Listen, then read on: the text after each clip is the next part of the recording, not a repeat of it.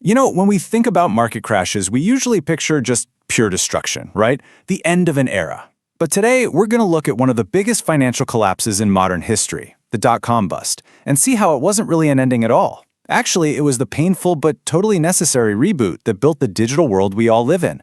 So let's dive into how that destruction actually led to a digital rebirth. And this quote, it just nails what we're talking about today. The wild, spectacular flameout of that first internet boom wasn't just a failure. It was more like a cleansing fire. It burned away all the hype, all the nonsense, and it left behind the raw materials for something much, much stronger. So here it is. This is the big question we're going to tackle. It kind of flips everything we think we know about success and failure on its head. And to find the answer, well, we have to go back to the height of all the madness. Let's call this first chapter the $1 million bonfire. And honestly, that's what it was. It was this time of just insane optimism, where companies with no profits, sometimes not even a real product, were worth billions. I mean, this was a time when you could literally just add .com to your company's name and watch your stock price double. It was wild. And when it all came crashing down, this is the number that really matters: $5 trillion. That's how much shareholder value just poof, evaporated into thin air between 2000 and 2002. It was a complete economic cataclysm. What's really staggering is just how fast it all happened. I mean, look at this. In March of 2000, the market's at its absolute peak. Everyone's a genius. By the end of that same year, the bubble is bursting. 2001 was just a brutal year of mass layoffs and bankruptcies. And by October 2002, the NASDAQ hit rock bottom. It had lost almost 78% of its value. Just like that, the dream is over. The disconnect between the promise and the reality was just mind-blowing. In 1999, everyone was talking about a new economy. You were promised free computers, you'd get your groceries delivered to your door in an hour. But the reality, just 2 years later, mass layoffs, bankrupt companies, and a giant smoking crater where that new economy was supposed to be. And that brings us to what came next, a period you could call the digital winter. All that crazy optimism of the 90s, it was gone, replaced by this deep, chilling pessimism about the entire future of the internet. For pretty much everyone, venture capitalists, the media, you name it, the consensus was crystal clear. The internet was a failed experiment. It was a speculative bubble that had rightfully popped. And all that was left were the ruins. But here's where the story takes a really interesting turn. Because if you looked closely enough at all those ruins, you could start to see some incredibly valuable gems glinting in all that rubble. It turns out that all those .com companies, in their mad dash to get big fast, had accidentally built the foundations for the next internet. The funny thing is, they just didn't get to be the ones to use it.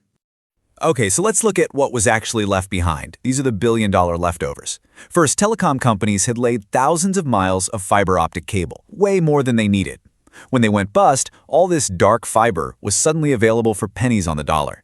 Same thing with massive, powerful data centers. Now they were cheap. Then you had this huge surplus of really experienced programmers and engineers who had just been laid off. And maybe most importantly, open source software like Linux had really matured, giving everyone a free, stable alternative to super expensive systems. So what does all this mean? It means the cost to start a tech company just fell through the floor.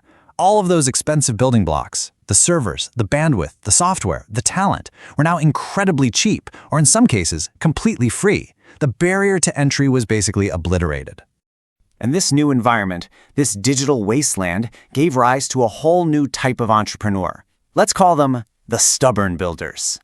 Now, these were not the get big fast founders from the 90s. No way. The stubborn builders were people who had survived the crash. They were skeptical of hype, they focused on making actual money, and they were obsessed with building real, sustainable businesses that people actually needed. This led to a completely new playbook for building a company. First, you started lean, because now you actually could. You used free, open-source tools instead of paying for crazy expensive licenses. You focused on building a product that people loved, not on having a flashy IPO. The whole goal was to build a real company, not just a stock that would pop and then fizzle out. And nothing, I mean nothing, shows the power of this new playbook better than this. In 1999, it took about $5 million just to get a basic web company off the ground. By 2005, you could do it for $50,000.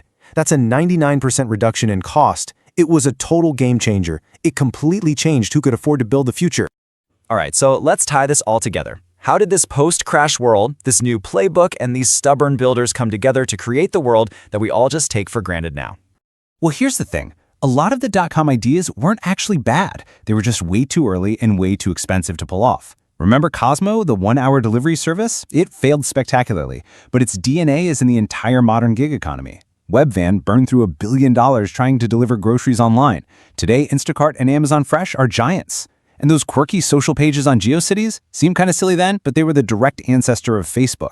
You can draw a straight line from the ruins of the crash to the reality of today. All that cheap, dark fiber? Without it, high-bandwidth streaming from Netflix and YouTube would be impossible. Those cheap, empty data centers? They became the physical foundation for Amazon Web Services and the entire cloud computing industry. And all that amazing talent suddenly looking for work? They went on to build the next generation of giants, like Google and Facebook. So when you look at it all, the dot-com crash really wasn't the death of the internet. It was the harsh but absolutely necessary reboot. It cleared out all the unsustainable junk and left behind a much stronger foundation, which allowed for a smarter, more efficient, and ultimately way more powerful version of the internet to be built. And that leaves us with one last question to chew on. This cycle of creative destruction, it's still going.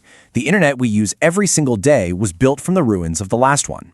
So as we look at the hype cycles and maybe even the bubbles in our own time, it's worth asking, what ruins are we creating today? And what amazing things will the stubborn builders of tomorrow build from them?